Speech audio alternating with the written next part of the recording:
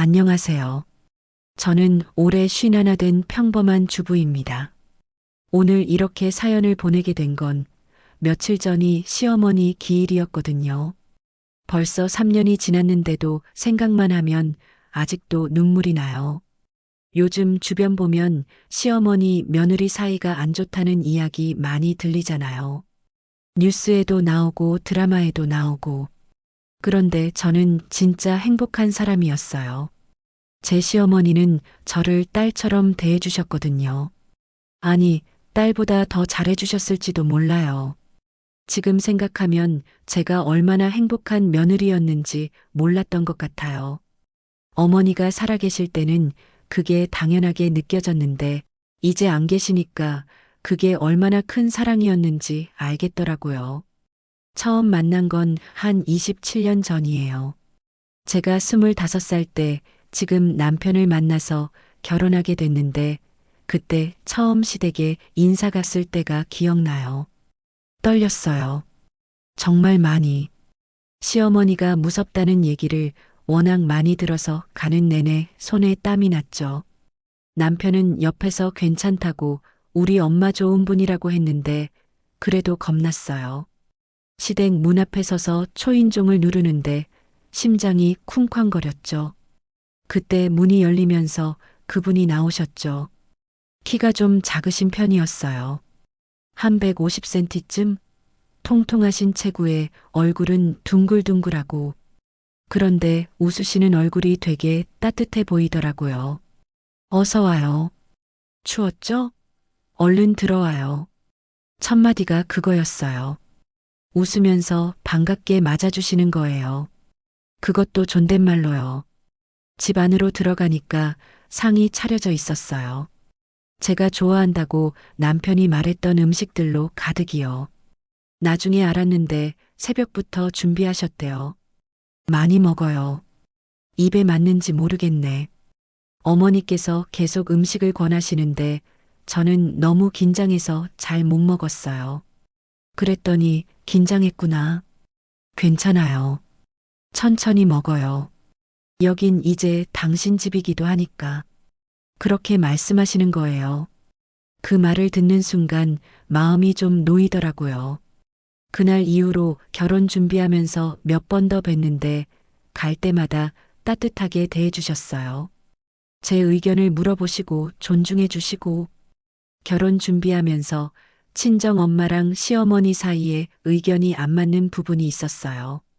예단이랑 예물 문제였는데 그때 시어머니가 그러시더라고요. 사돈댁 말씀대로 하죠. 우리 며느리가 기분 좋아야지. 그렇게 양보해 주셨어요. 친정엄마가 나중에 그러시더라고요. 저런 시어머니는 처음 본다고.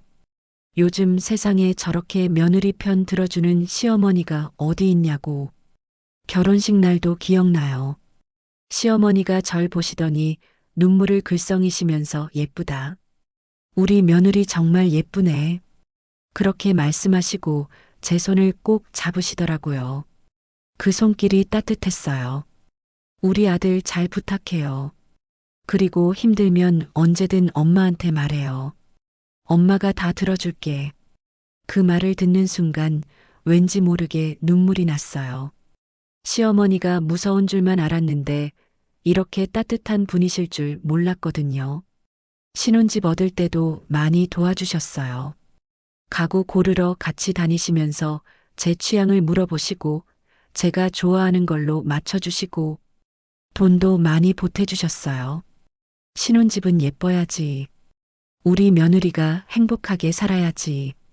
그분은 항상 저를 먼저 생각해 주셨어요. 아들보다 며느리 편을 더 들어주신다고 남편이 농담으로 삐칠 정도였죠. 결혼하고 시댁이 가까워서 일주일에 한두 번은 들렀어요. 어머니께서 워낙 좋아하셔서 자주 가게 됐죠. 갈 때마다 맛있는 음식이 준비돼 있었어요. 제가 좋아하는 것들로. 어떻게 아셨냐고 물으면 지난번에 이거 맛있게 먹더라. 그래서 또 해봤어. 그렇게 말씀하시는 거예요. 제 입맛을 다 기억하고 계신 거죠. 김장철이면 꼭 불러서 같이 하셨어요.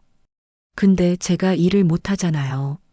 시집 온 지 얼마 안 됐을 때라 김장을 제대로 해본 적이 없었거든요. 어머니는 옆에서 차근차근 알려주셨어요. 배추 절이는 법, 양념 만드는 법, 다 가르쳐 주시면서 절대 다그치지 않으셨어요. 천천히 해도 돼. 처음이니까 당연히 서툴지. 엄마도 처음엔 그랬어. 제가 실수해서 양념을 너무 많이 넣었을 때도 화내지 않으시고 그냥 웃으시면서 괜찮아. 이것도 맛있어. 다음엔 조금만 덜 넣으면 돼. 그렇게 말씀해 주셨어요. 친정 엄마가 편찮으셔서 병원에 입원하셨을 때도 시어머니가 더 많이 챙겨주셨어요. 과일 사들고 병문안 오시고 제가 간병하느라 힘들까봐 당신이 대신 가시겠다고도 하시고 친정엄마 잘 모셔야지. 당신 낳아주신 분이잖아. 그렇게 말씀하시면서 용돈도 주시더라고요. 친정엄마 수술비 보태라고. 그때 친정엄마가 그러시더라고요. 딸보다 사위 엄마가 더 잘해준다고. 이런 시어머니를 만난 건 흔하지 않다고요. 행복한 거라고요. 너도 시어머니께 잘하라고요. 결혼한 지 2년쯤 지나서는 처세를 가졌어요.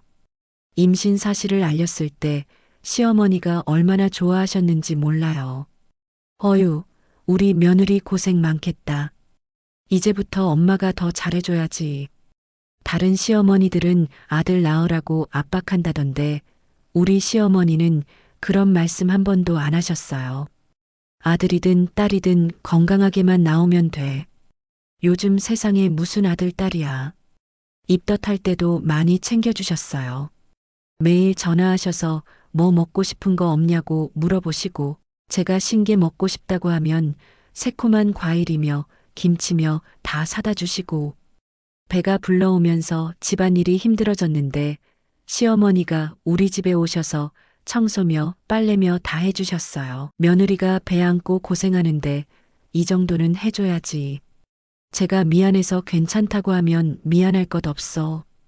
당신은 우리 손주 낳느라 고생하는 건데. 출산 날도 시어머니가 밤새 병원에 계셨어요. 진통 시작됐을 때부터 아기 나올 때까지. 친정 엄마보다 더 애태우시면서 기다리셨죠. 딸을 낳았어요. 그때 혹시나 실망하실까봐 걱정했는데 시어머니가 아기 보시더니 어유, 우리 공주님. 예쁘기도 하지. 그렇게 말씀하시면서 진짜 좋아하시더라고요. 아들, 딸 차별 같은 거도 전혀 없으셨어요. 산후조리 때 시어머니가 우리 집에 오셔서 한 달 내내 계셨어요. 미역국 끓여주시고 애 봐주시고 밤중 수유 때도 같이 일어나셔서 도와주시고 엄마 주무세요. 제가 할게요. 제가 그러면 괜찮아. 엄마는 이제 잠이 없어. 며느리가 푹 자야지.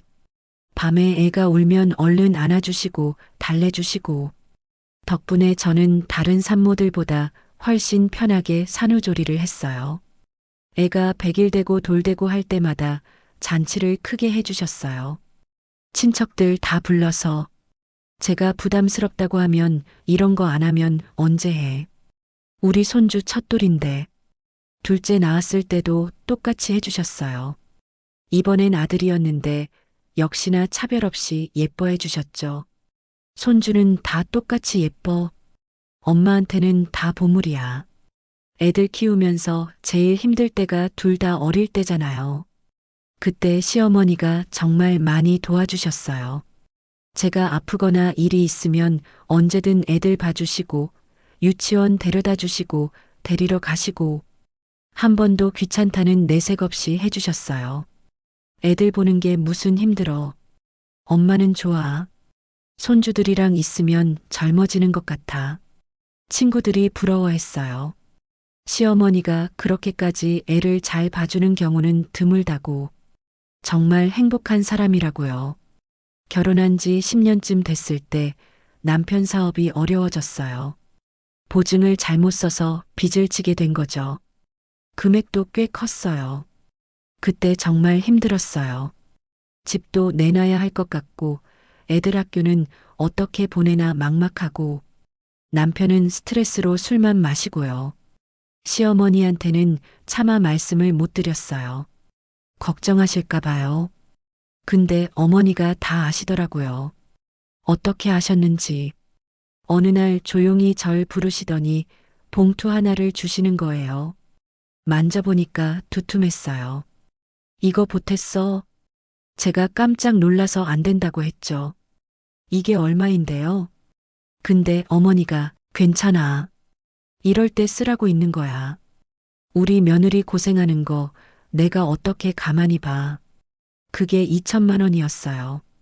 어머니 평생 모은 돈이셨을 거예요. 그걸 그냥 주시는 거예요. 저는 그 자리에서 펑펑 울었어요. 이걸 어떻게 받냐고. 어떻게 갚아야 할지 모르겠다고. 그랬더니 어머니가 갚을 생각하지 마. 가족인데 뭘 갚아? 그냥 우리 며느리가 웃으면서 살았으면 좋겠어. 라고 하셨어요. 그래서 그 돈으로 급한 불은 끄고 남편도 정신 차리고 다시 일을 시작했죠. 몇 년 걸렸지만 다시 일어설 수 있었어요. 그 과정에서 시어머니는 계속 옆에서 응원해 주셨어요. 힘들 때마다 전화하셔서 괜찮냐고 물어보시고 반찬 만들어서 갖다 주시고 어려운 시기는 지나가. 다 잘 될 거야. 그 말씀이 저한테는 큰 힘이 됐어요. 몇 년 전부터 어머니가 편찮으셨어요. 처음에는 그냥 나이 드셔서 그런가 했는데 병원 가보니 암이었어요. 그것도 많이 진행된 상태. 의사 선생님이 길어야 1년이라고 하시더라고요. 그 말을 듣는 순간 하늘이 무너지는 것 같았어요. 어머니는 의외로 담담하셨어요. 사람이 언젠가는 가는 거지 뭐.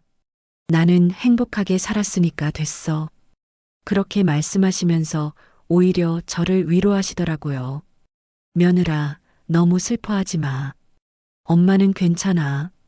그때부터 제가 간병을 했어요. 시댁에 가서 어머니 곁에서 지냈죠. 남편도 직장 다니면서 시간 나면 와서 돕고 어머니는 아플 텐데도 저 걱정만 하셨어요. 며느리가 고생이네. 집안일은 어떻게? 제가 괜찮다고 어머니 챙기는 게 더 중요하다고 했죠.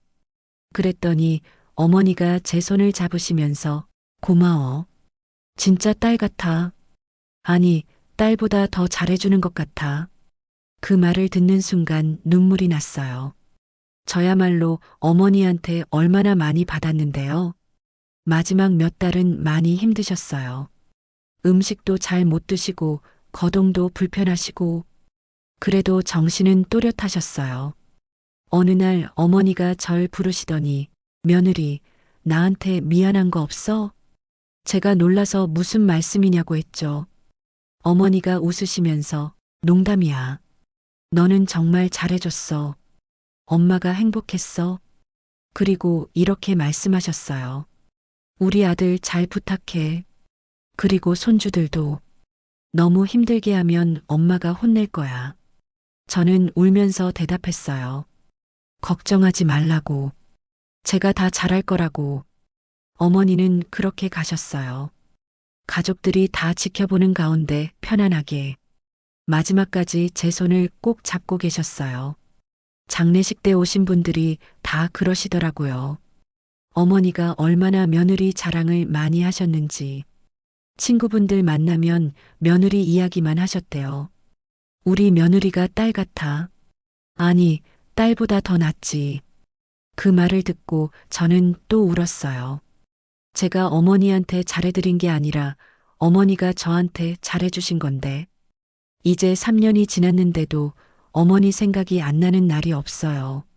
뭘 하다가도 문득 어머니가 떠올라요. 김장할 때, 명절 때, 애들 생일 때 어머니가 계셨으면 얼마나 좋아하셨을까. 그런 생각하면 가슴이 아파요. 이제는 애들이 커서 손주들이 생겼어요. 딸이 애를 낳았는데 그 애를 보면서 생각했어요. 나도 어머니처럼 딸하고 며느리한테 잘해줘야겠다고. 어머니가 제게 보여주신 그 사랑을 이제 제가 다음 세대한테 물려줘야 한다고. 그게 어머니한테 보답하는 길이라고 생각해요. 가끔 어머니 산소에 가요. 그리고 이야기해요. 어머니 덕분에 행복했다고. 정말 감사하다고. 어머니, 저 잘 살고 있어요. 손주들도 다 잘 크고 있고요. 어머니가 그렇게 사랑해주신 증손주도 이제 컸어요. 걱정하지 마세요. 그렇게 말하면 어머니가 들으시는 것 같아요. 바람이 불면 어머니가 대답하시는 것 같기도 하고, 요즘 젊은 며느리들 이야기 들으면 안타까워요. 시어머니랑 사이가 안 좋다는 얘기들. 물론 다 사정이 있겠죠. 근데 저는 생각해요. 서로 조금씩만 이해하면 좋은 관계가 될 수도 있다고.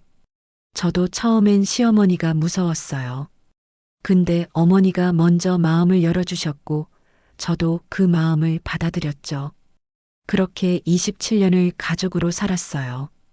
어머니는 제게 시어머니가 아니라 진짜 엄마셨어요.